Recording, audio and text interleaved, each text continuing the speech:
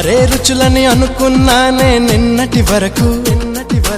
ఏడో రుచినే కనుగొన్నానే నీ ప్రేమతో രുചികളാണെന്ന് ഞാൻ കണ്ടു ഇന്നലെ വരയിൽ ഏഴാം രുചിയും ഉണ്ടെന്നറിഞ്ഞു നീ പ്രേമത്തോ నిన్నటి దాకా నాలుగు దిక్కులు ఈ లోకంలో ഇന്നു മുതൽ నువ్వే దిక్కు ఎన్ లోകത്തിൽ മനസ്സിലായോ నీ పలుకులే కీరవాణి నా పెదవితో తాళమేయని